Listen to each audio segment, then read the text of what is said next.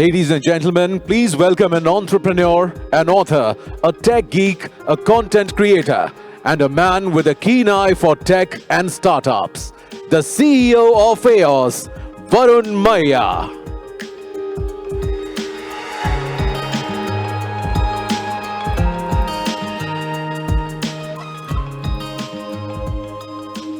Hey everyone, how's the day going?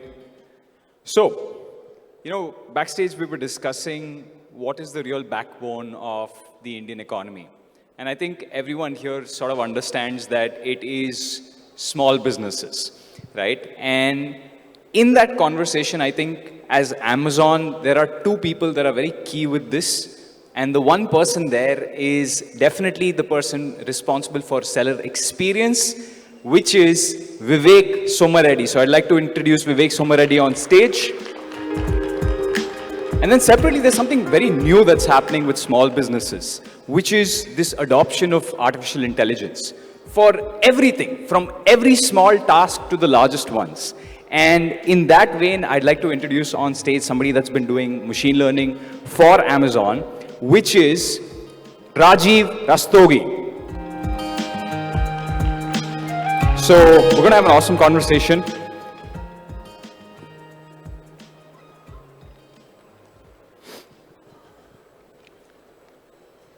I think this is like the perfect panel for me to be on because there's both sides, right? There is the engineering side, which I think Rajiv is here to satisfy all my curiosities. And on the other end, there's the entrepreneurial side where I think you've worked with so many sellers that there are so many insights that I like to pull out in this conversation. So Rajiv, I want to start with you. You have been at the forefront of machine learning since forever, right? You've been at Bell Labs, then you moved to Yahoo, and now you've been at Amazon for a while. What is the journey that you've seen over the years? You've seen this space evolve over 10 years. What was it like, a decade ago? What is it like today? Yeah. So first, thanks for having me here, and it's great to see so many folks out here. So I began my career as a researcher at Bell Labs, where I developed scalable machine learning algorithms for network management. And then later at Yahoo, I applied AI to solve web problems like attribute extraction from web pages, search ranking, ad click probability prediction, and so on.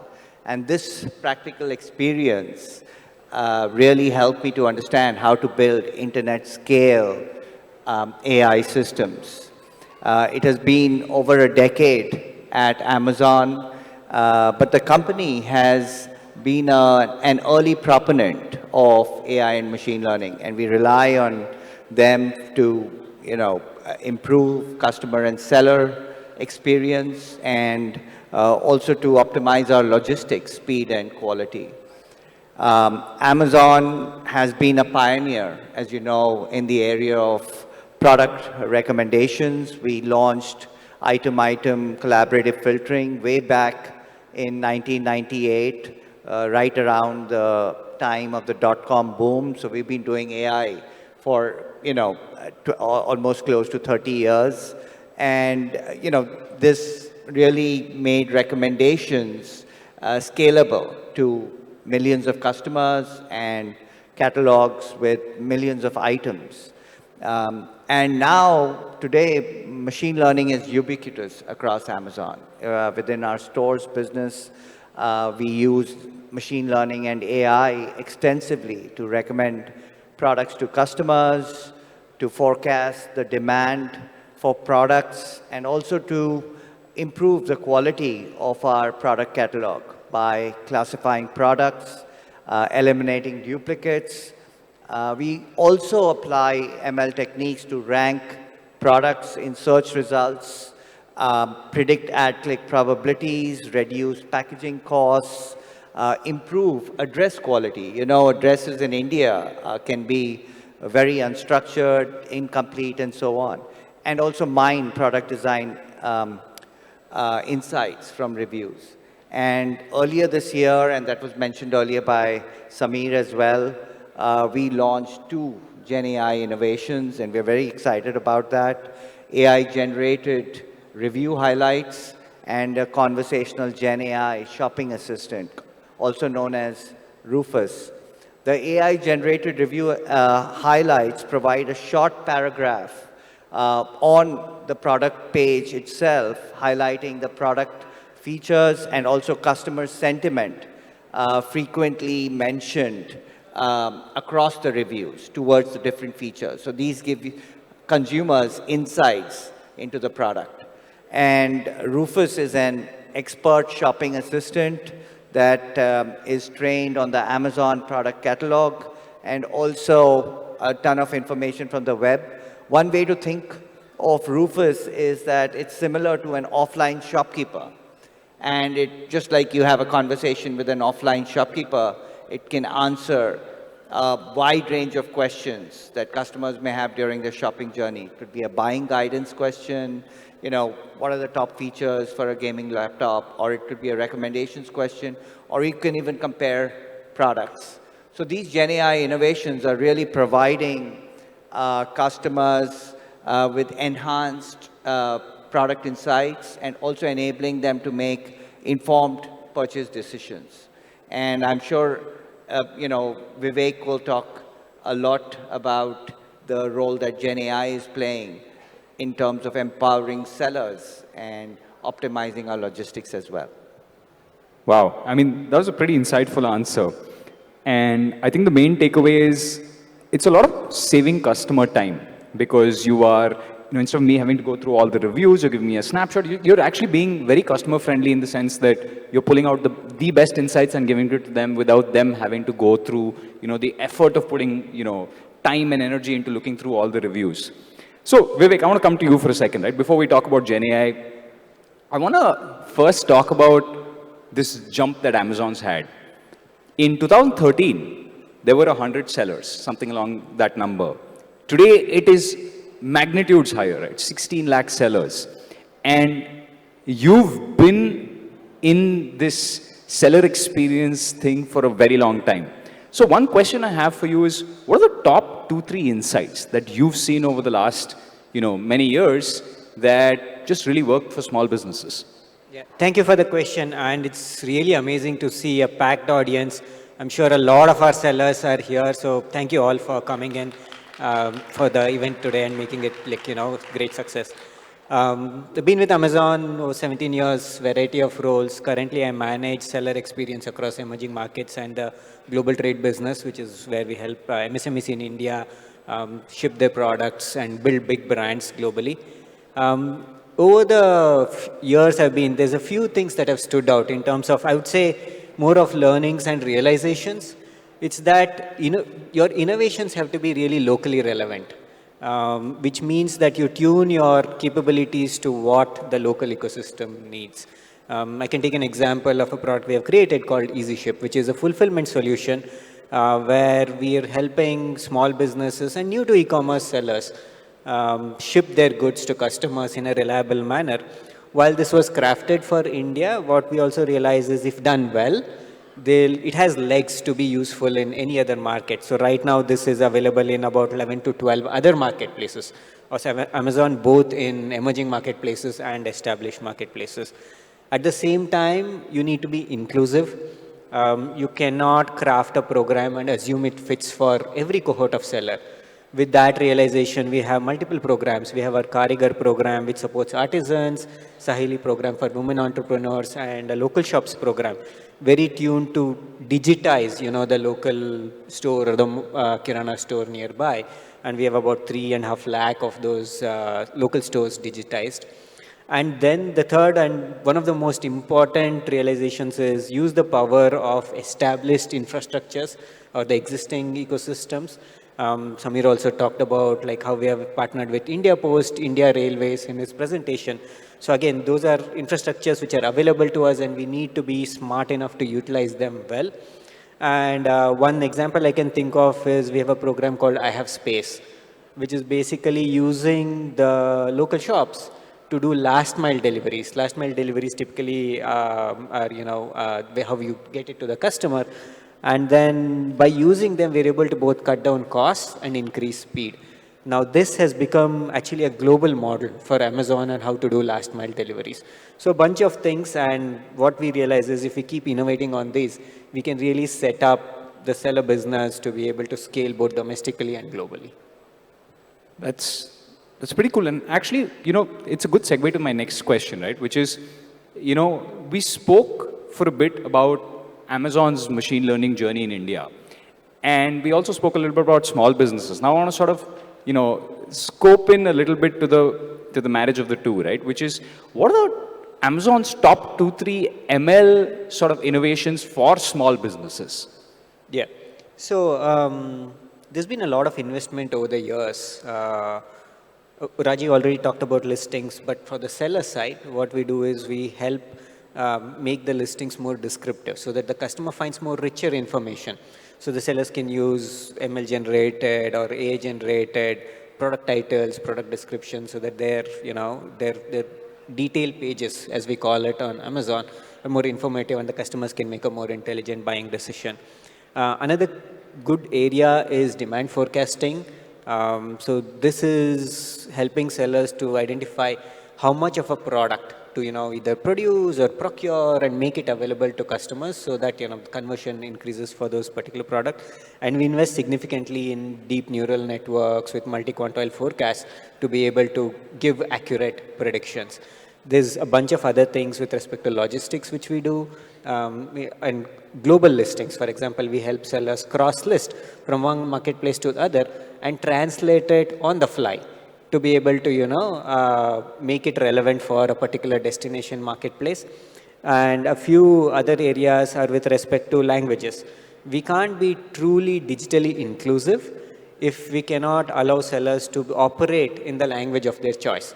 So now using system and AML and AI technologies, we're able to translate pages so that sellers are able to operate, register, and run their businesses in about 9 different Indian languages. Wow. I mean, I think one thing that's very special about India versus any other place in the world is this, you need to be available for people in every language. And I think, Amazon has done a spectacular job of that. Coming back to you, Rajiv, I think we were talking about this backstage, right? One of the innovations I found truly fascinating was even somebody selling fruits and vegetables. There's AI and machine learning that can really help them. And you told me something very interesting about how this also really helps with food wastage. I was curious about that. We didn't have the opportunity to complete that conversation, but I thought it would be wise for us to complete that conversation here. So I'd love to know how it would help even the smallest of, fruit, vegetable sellers. Yeah, I mean, quality is one of the key drivers of fruit and vegetable purchasing decisions, and also a critical factor in achieving customer satisfaction. And in addition, wastage of fruits and vegetables is actually a global problem, and it has far-reaching consequences on many different things. Climate change, there's and also economic efficiency and so on. And it occurs at various stages of the food supply chain, right from production to consumption. Now, having humans grade the quality of fruits and vegetables by manually examining every individual piece of produce, every tomato, every onion, is not really scalable to thousands of quality assessments per day. So what we've come up with is an innovation where we use computer vision that analyzes produce images to detect all sorts of defects in fruits and vegetables. There could be cuts, cracks, rotting, pressure damage, etc. And this is for products like tomato, onion, and so on. We've done almost 20 products that we are able to grade by using computer vision. And specifically, what we have launched is a automated shelf monitoring solution. And this is actually active in more than 30 stores across India. The solution deploys cheap, under $25 IoT-based cameras on top of store shelves, which automatically send produce images to the cloud The images are analyzed to detect defects, and a grading logic is applied to highlight the items that don't meet the quality criteria and need to be culled. And this information is used by store associates to cull the highlighted produce. Now, we are extending the solution for packed produce as well. So, bags, produce that's packed in, plastic packaging, where you have other sorts of problems like reflection coming from the packaging material. And of course, fresh produce quality monitoring has some other benefits. It serves as an early signal of quality deterioration, and this can trigger a price reduction. So, once you sense that the quality of the produce is going down, you can reduce prices, and this can help you reduce the wastage in produce. Also, culling rotten fruits and vegetables as early as possible can also help to preserve the shelf life of other fruits and vegetables that are stored in the same vicinity, which would otherwise ripen faster due to the release of ethylene. So this way, by detecting the rotting early, we can actually reduce food wastage by either reducing the prices and selling the produce, or even taking out the produce so that it doesn't affect the other produce. So, this is something that benefits customers because they get the highest quality of fresh produce. It also benefits small businesses because they build customer trust and they also reduce produce wastage. I mean, just hearing that, right? It's phenomenal because it's just, all these resources that would have taken all these small businesses, humans to do, you're actually helping out with this technology. So great job on that. We've spoken about the past. We have also touched upon the present. I want to talk about the future, right? And Vivek, I run a business myself. Hardest part is to figure out where all of this is going, right? No idea where it's going to be in a year, 2 years. The question to you is, if I was a small business today on Amazon, let's say selling socks, where is all this going? What can I expect in the next few months, and what can I expect, in the far future?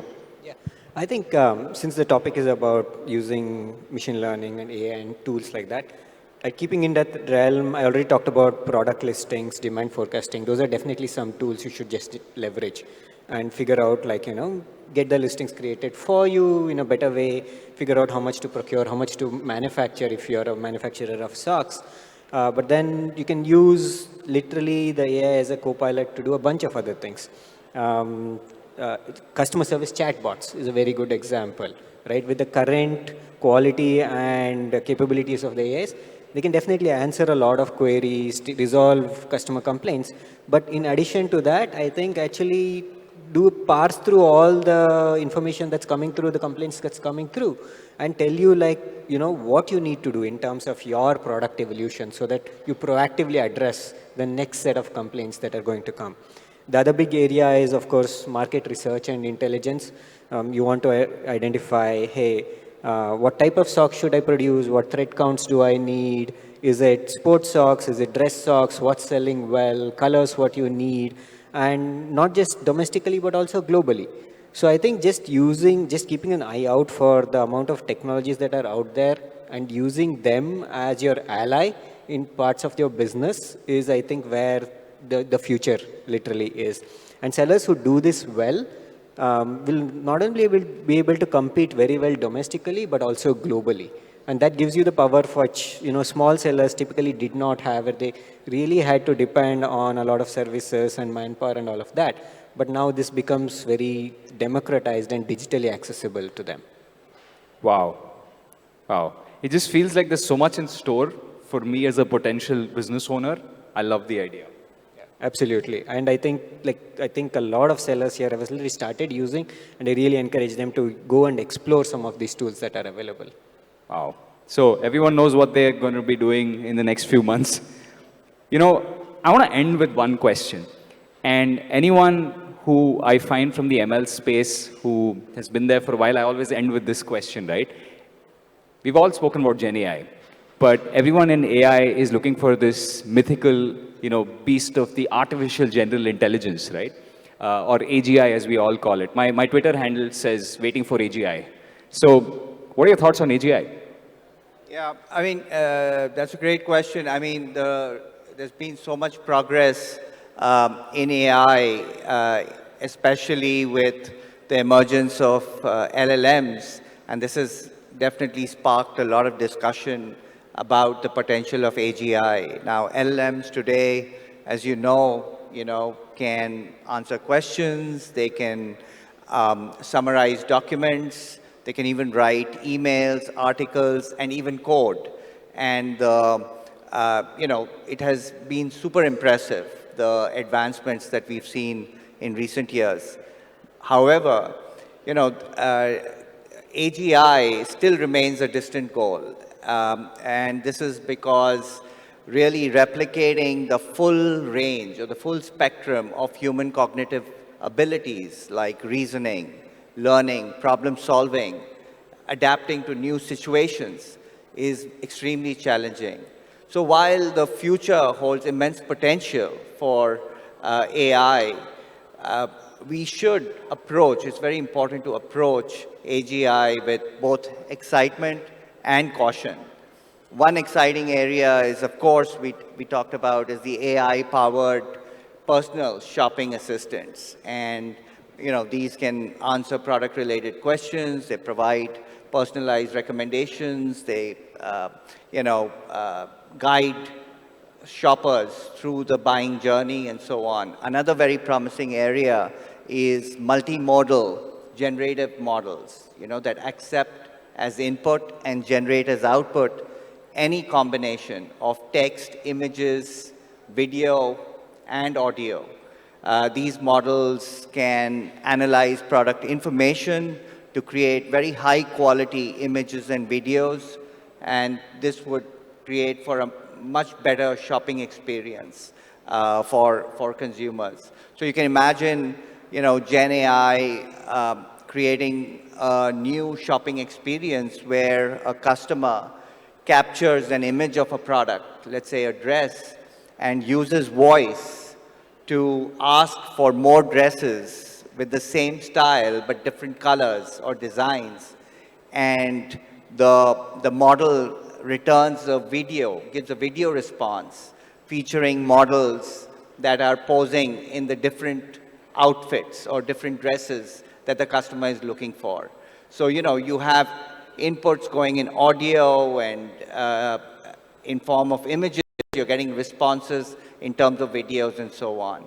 And while AI has a lot of potential to solve some of humanity's most pressing challenges, it also poses certain societal and ethical risks. It's very crucial that we develop AI systems that are fair, unbiased, and transparent. And as AI continues to evolve, it's imperative to prioritize responsible AI development and ensure that these technologies are being used for the benefit of all. So I think that's the word of caution, yeah. I think that was the most nuanced answer I've heard to this. Thank you so much for, like, you know, just describing it all for us. Thank you so much, Rajiv, and thank you, Vivek, for joining us. I hope everybody, you know, in the audience liked this session. Thank you. And I learned a lot about both small businesses and a little bit about ML.